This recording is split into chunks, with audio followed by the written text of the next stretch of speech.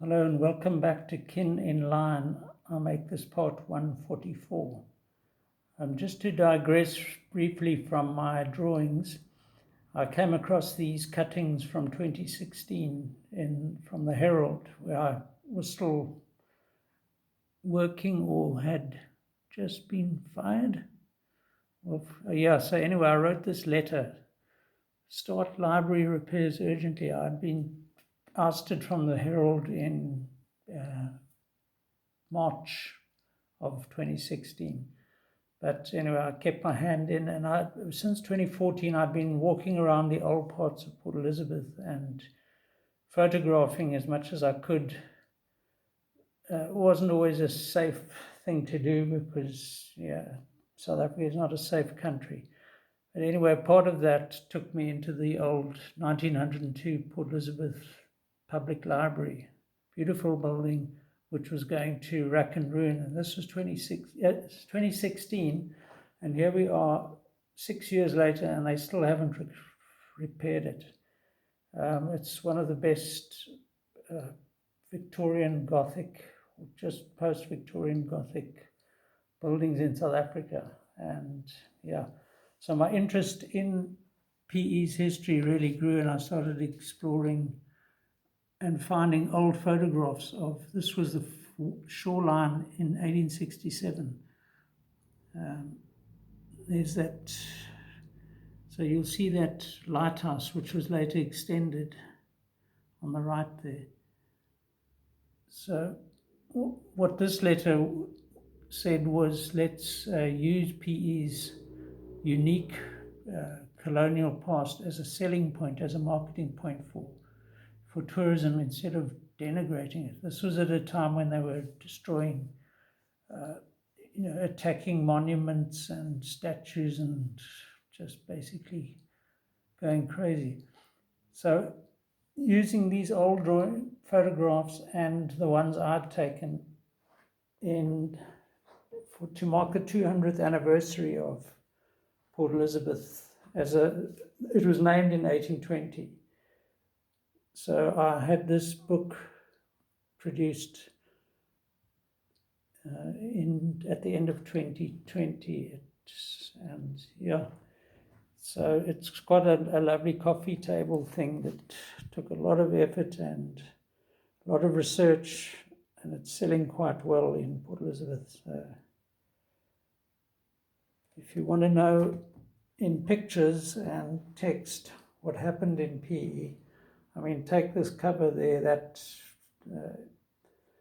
PE boasts not only the only pyramid like this in South Africa, but also its campanile, or what people just call campanile, which marked the 100th anniversary of the arrival of the 1820 settlers.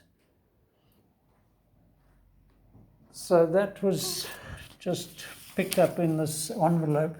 Then there was also this interview I did with Kuster Jack, who was he married this girl, Karen Evans, the daughter of the Bishop of Port Elizabeth. And they were in the UK when my wife and I were there. They were based in, sorry, it will come to me, down south of London on the coast there, Brighton, that's the place. So anyway, I interviewed Kuster about how he was finding the UK. We were actually quite good friends, but we fell out politically eventually.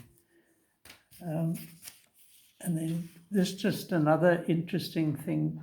When I started subbing,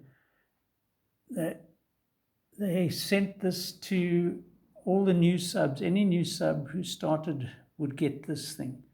And it was like very poorly written. I think it was all made up.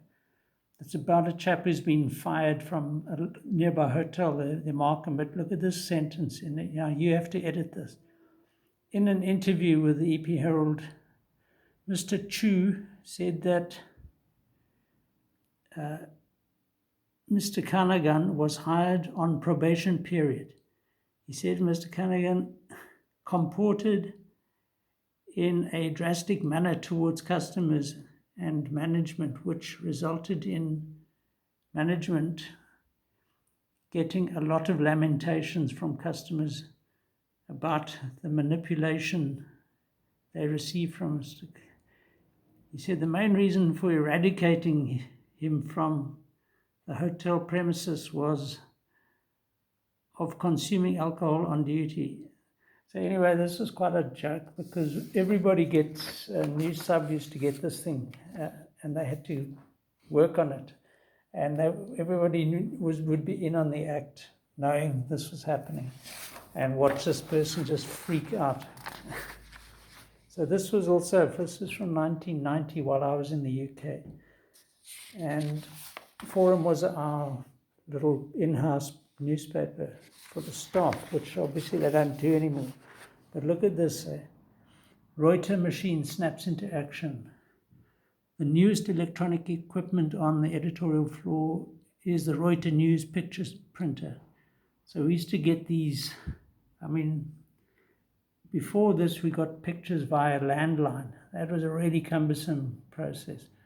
Now finally we've got this big thing called a computer with Mr. Alex Eels going through to, and this was, that's how backward we were in terms of this modern technology in 1990. So, and then there's a little article here, London Letters, Ken writes home. That's why I kept this, but it's quite a little insight into the past. And then 2015, I came up with this, just so we can relax again on the beach, skinny dipping here.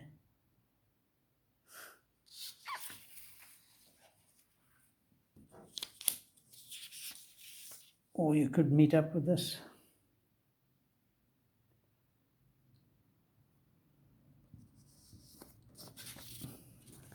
Also tucked away here for some obscure reason was a drawing from 78 of my mate Chris Coombs, who I also encountered just by coincidence in the army. We went to different bases for basics, but then met up again in Kimberley, which was quite a coincidence.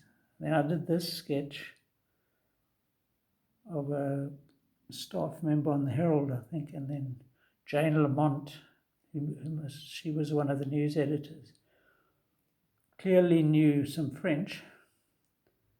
I have no idea what this means, but it's something about being a man, looking like a man, I think. Anyway, I thought it was quite a pretty girl.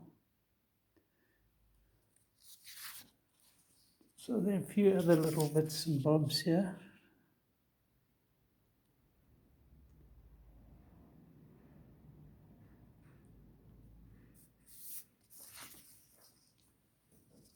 This one goes back to those things I've mentioned in just the previous couple of posts. Those Herald sort of motivational meetings we had. So here we've got beautiful giraffe, and it was done in 2014. I see I signed it. Don't normally do that. But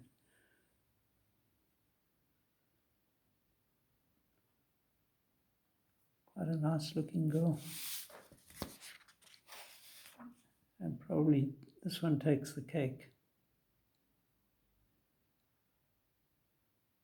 This is a colossus of Africa.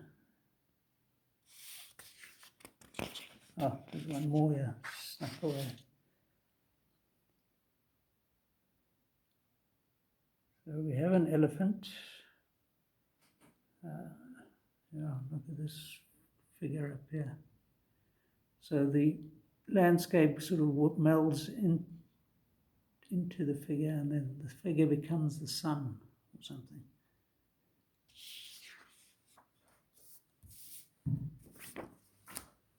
And this is quite, this I wanted to do for Ford Motor Company. I don't know if I ever got very far. But I went and bought some old postage stamps at a place in PE, a sort of antique shop, really. And they wanted to sell me a book of, album of stamps for like thousands of rand, because there were valuable ones in there. But I just wanted to have ordinary stamps, common stamps that represented South Africa or Rhodesia, or, not for collection purposes. I wanted to make art with them. And in amongst these stamps were hundreds. I'd say I got a black bag of these things that he just sold me for 100 rand. And there were hundreds of envelopes from people containing checks from various dealerships around South Africa, Ford dealerships from 1963, as it says there.